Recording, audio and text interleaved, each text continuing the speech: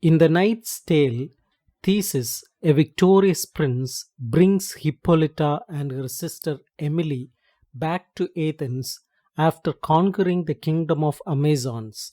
Upon his return, Theseus encounters a group of mourning women along the highway, led by an elderly woman who pleads for justice.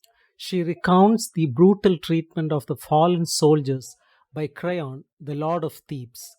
Enraged by Creon's actions, Theseus marches his armies to Thebes and defeats him.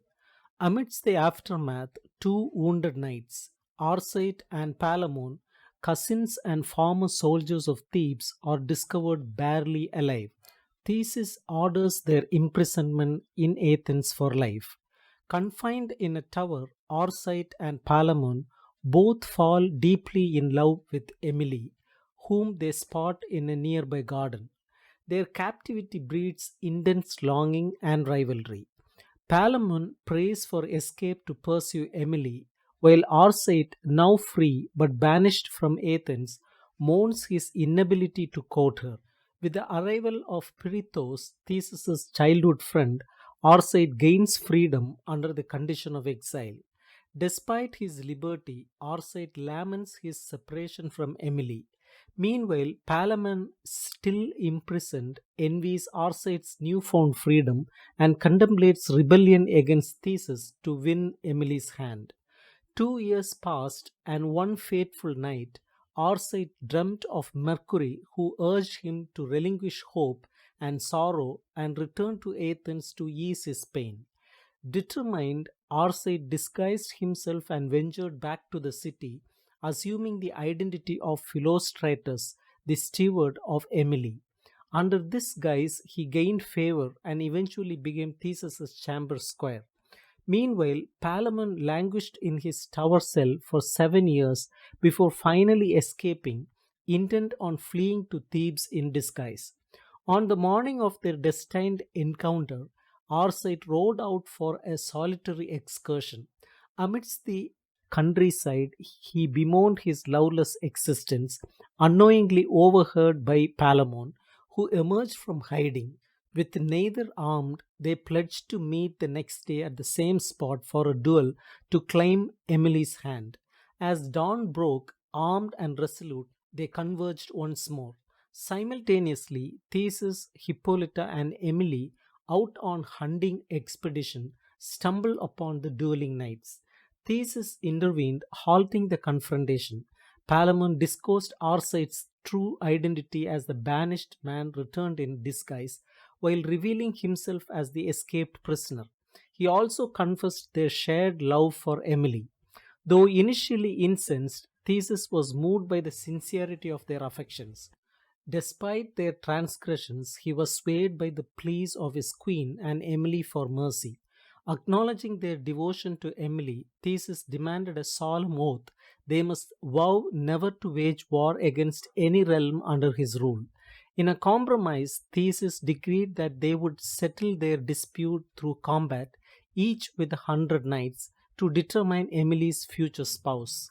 In a preparation for the impending duel, Theseus spared no expense in constructing a magnificent stadium a mile in circumference, adorned with intricate carvings, majestic portraits, and temples dedicated to Mars, Diana, and Venus. It stood as a testament for the grandeur of the occasion. As the day of reckoning drew near, Palamon enlisted the aid of Lycurgus, the king of Thrace, to fight by his side, while Arcite secured the support of Emettus, the king of India. On the eve of battle, Palamon beseeched Venus, goddess of love, to ease his lovesick heart, even if it meant his demise at Arcite's hand, should Arcite win Emily's hand. The statue of Venus trembled, a portent that the goddess heard his plea. Meanwhile, Emily sought solace at the shrine of Diana, goddess of chastity, praying to remain unmarried and untouched by love. She also prayed for harmony between Arcite and Palamon. If fate dictated otherwise, she asked to wed the one who desired her most. The statue of Diana wept tears of blood, another ominous sign. Then Diana herself appeared to Emily, revealing that she would indeed marry one of the two suitors. Arcite turned to Mars, god of war, petitioning for triumph in battle. The statue of Mars whispered victory to him, a third omen. Thus, the gods of love and war clashed in their desires, yet wise Saturn found a compromise to satisfy them both.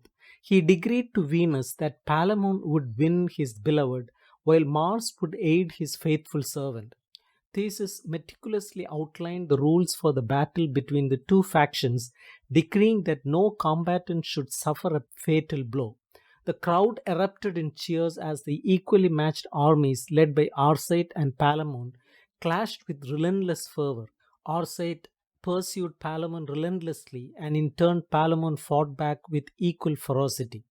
However, the intervention of Emettus turned the tide when he grievously wounded Palamon, leading to the fall of King Lycurgus in his attempt to aid him.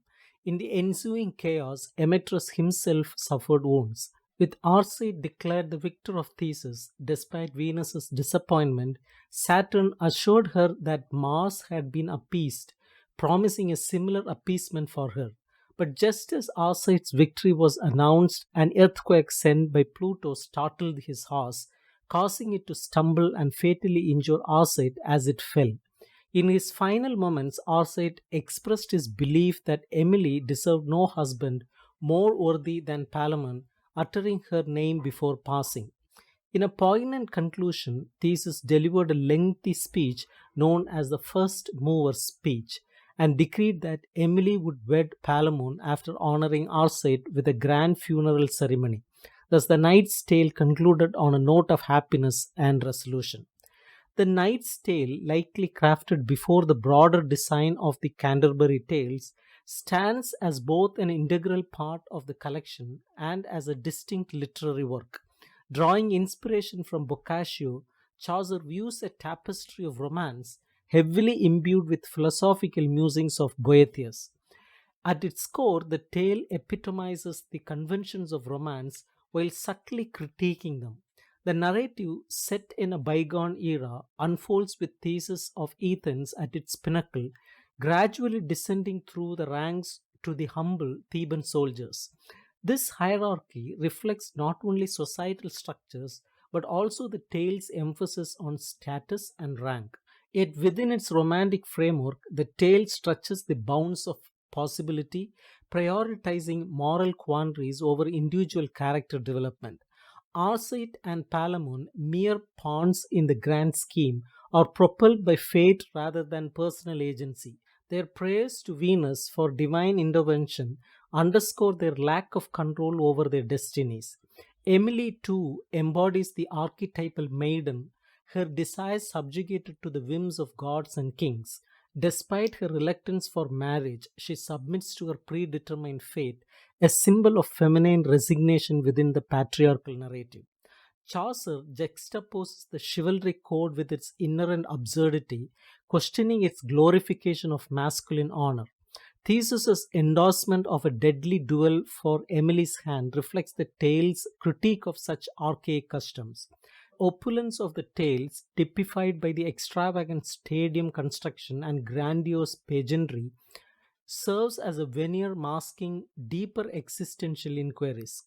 Amidst the lavish spectacle, Chaucer grapples with fundamental questions of human existence, challenging readers to ponder life's mysteries. Yet, amidst its complexities, the Knight's Tale resists easy categorization. Its tone oscillates between sincerity and satire, leaving readers to decipher the true intentions behind its layers of narrative. As the knight's voice merges with Chaucer's, the tale becomes a rich tapestry of literary exploration, inviting readers to delve into its depth and uncover the truths hidden within.